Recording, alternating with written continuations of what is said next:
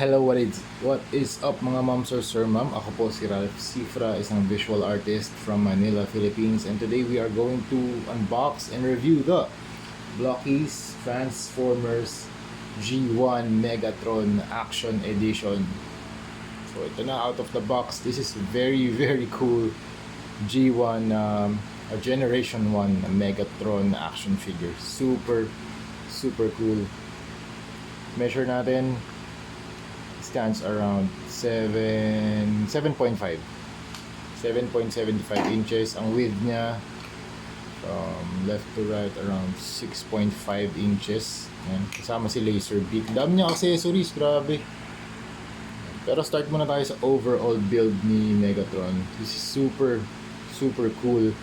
You have the silver body, yung color separation niya ganda because you have yun nga, the silver, the grays, the blacks, the gunmetal. Ayun, gunmetal nandito. Gagamitin ko na lang tong Energon handgun para meron tayong pointer. Tapos meron din siyang mga red na bands across his arms, and also red din tong inner part ng kanyang leg armor. So very cool color separation na ginawa ni Blockies dito. And also yung pang build nito, ito yung manual niya. The build is very simple, straightforward, and very fun to build. Grabe, angas. Walang glue na required. Sinasabi nila dito walang cutters. Pero I recommend to use yung mga cutters or hobby knife. Hindi naman hobby knife. Actually, yung hobby knife optional lang talaga dito. Kasi pwede mo naman ding ang ginagawa ko lang, kinakat ko lang yung malaking part or makapal na part dun sa sprue or dun sa runners, and then iti-twist ko lang ng onte, then matatanggal na yung piece. Ganun lang siya kadali tanggalin yung mga piece dun sa runners. So it's very easy to build, very fun. I had a fun time with this. Siguro build minutes ko dito around 120 minutes sa lahat na ng accessories, pati yung body yan, pati yung cannon, yung sword, yan lahat. Okay, so let's start with the head. Yung head niya, meron siyang tatlong faces na kasama. So you have the angry face, you have the neutral face, and yung parang smiling na face. So ito tingin ko mas pinakabagay kay Megatron. Pero yung ano niya, yung kanyang pag method kung paano siya i-replace, medyo matigas kasi itong faceplate, kaya tatanggalin niya pa tong top part and then yung sides bago niya ma-access yung faceplate. So medyo mahirap siyang palitan, and also yung pinagkakabitan na peg nitong face medyo mahigpit. Tapos dito naman sa kanyang body, you have the very angular shape na mga design no armor. Pati dito sa side pala meron ding red na panel or segment. Tapos ang maganda pala rito, meron pa pala siyang LED magnetic lighting, so you get this part Decepticon logo na piece dun sa base, na kinakabit dun sa base. Tapos pwede nyo ma-access yung lights niya. Teka, patayin ko yung ilaw Yan na lang. Yan medyo malakas din naman yung LED. Dito sa chest, purple yung light. Dito naman sa eyes, red yung light niya. Hindi lang makita sa camera. Tapos meron dito mga translucent na mga parts, red, blue, tsaka yellow. Tapos ito yung kanyang diaphragm na part or stomach part. You have the waist area. Itong waist area, it's a dark gray plastic. Dito naman sa likod, also have a smaller cannon na pwede nyo ring i-attach dito sa bigger cannon. Tatanggalin nyo lang to, itong part na to. Wait lang. Okay, tapos kakabit nyo dito. Yan, pwede nyo siyang gamitin as extension dun sa cannon. Yan, angas, diba? Ang haba. Tapos dito naman sa cannon, medyo mahaba rin siya, yung inches dito. 6 inches. Tapos yung kapag walang extension, around 4 inches. Meron siyang translucent part dito sa tip. Tapos meron siyang peg para pwede nyo siya ikabit dito sa arm ni Megatron. Itong arm na to pwede nyo palitan ng walang butas. Ito, meron siyang mga forearm na replacements. Okay, para kung gusto nyo ikabit yung mga accessories niya, pwede nyo i-attach yung may butas na part or may hole para ma-access nyo yung peg. Okay, tapos kabit nyo lang dito. Tapos itong part na to, pwede nyo ring ibuka. Yan. So nagagawa niya rin tong feature na to. Tapos pwede nyo rin itong tanggalin. Okay. Yan. Tapos dito naman sa kabilang kamay, we have laser beak. Super cool na accessory. Articulated din siya. Ganda ng mga attachments na ginawa nila dito. Tapos dito naman sa legs, you have the silver na segment. Maganda yung paint na ginamit nila. Ano ba yung mga paint? Actually ito. This is silver na plastic na to eh. Silver plastic na yung ginamit nila dito.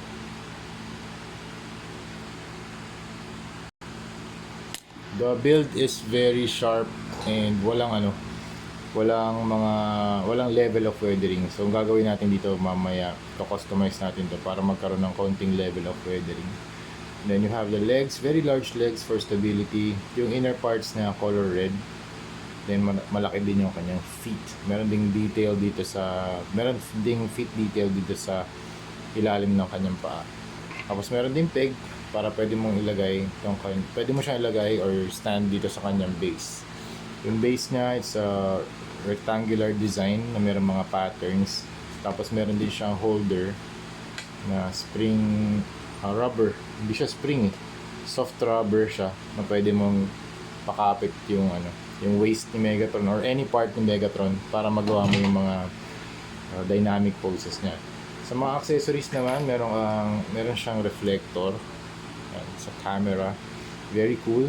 2-piece, 3-piece lang to eh na part.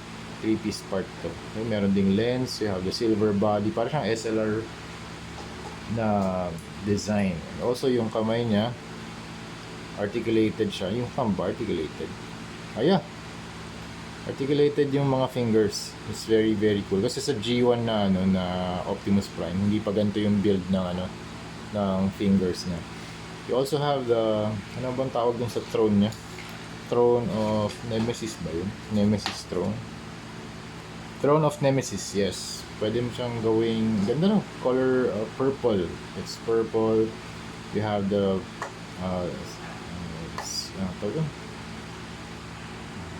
back of the seat. Tapos you have the ledge. Meron din siyang base na very secure. Hindi naman mahuhulog si Megatron dito. Tapos yung maganda rito mga ma'am sir, pwede mo siyang gawing storage para dun sa mga accessories niya. Marami kasi siyang accessories eh. Ito ano nga pala ito? Kremzik. Wait lang not familiar with Megatron. So yung mga accessories niya. Laser beak, fusion cannon, Kremzik. Yes, Kremzik. Pwede mo ilagay si Kremzik dyan, yung mga accessories niya. Marami pang optional na accessories. Ito. Yung mga ganyan. Tapos sa loob. Tapos pabalik nyo lang ito. Okay? Very, very cool. Yan. Kapag naisip nyo lagyan ng optional parts sa Megatron, pwede nyo rin siyang paupuin, pero tatanggalin nyo itong piece na to, yung sa likod. Yan. Para makaupo siya. Kasi naka-extend yung kanyang likod eh. Ayan, upo lang siyang ganyan. Okay? Something like this. Ayan, ito naman si Kremzik. Meron siyang face dito sa front part. And translucent, yellow. So tingin ko maganda to pag merong light sa likod or from below. Okay, this is the Cybertronian mace. Very sharp. Ingat kayo dito. And Cyber Energy Sword. Okay. Ano pa ba ang mga accessories niya? Actually, yung dami, di ba? Okay. Sa articulation naman, ganda ng nito. Ganda na ang gawa dito ni Blackies. Okay. Sa articulation, head can look up, down, rotate 360. Shoulders can rotate. Okay. Dahan lang din. Okay, 360. Tapos, dito, pwede mo rin ma-rotate to, yung kanyang arm. Tapos, double jointed na elbow. This one can also rotate. Ball joint naman to. Tapos itong Cybertronian mace, articulated din tong parang whip or yung chain na design niya. Ayan. Tapos we have a laser beak na pwede mong i-attach dito sa kanyang arm. That's why I leave this open para pwede mo siyang ikabit. Pwede mo ikabit yung mga accessories niya. Articulated itong wings, gumagalaw siya, and also the head, okay, and the neck. Yun. Tapos sa waist naman, can rotate 360, pwede. Tapos yung kanyang waist armors or skirts pala, skirt armors, pwede mo na siyang iangat para hindi malimit yung articulation. Leg can kick down, out, okay. Kick that far, okay. Tapos pwede mo rin ilabas yung armor, yung leg plate nitong kanyang legs to reveal yung mga yung mechanical detail dun sa legs. Tapos yung feet, may toe articulation, can move down, can move up, can go side to side, swivel mode, tawag dun? Side to side motion, okay. Meron ding rotation. Okay, that's it. Grabe, super loaded nitong Megatron na to. And thank you Blockies for creating this super cool G1 na Megatron. Sobrang ganda. Next na i-review natin si Optimus Prime naman. Actually second release na nila to, si Megatron G1 Action Edition. Sa Action Edition line, this is the second release.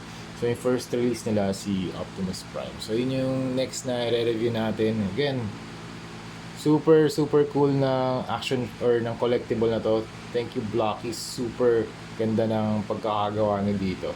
Okay, so that's it. Thank you very much for watching and see you sa next video. Bye bye.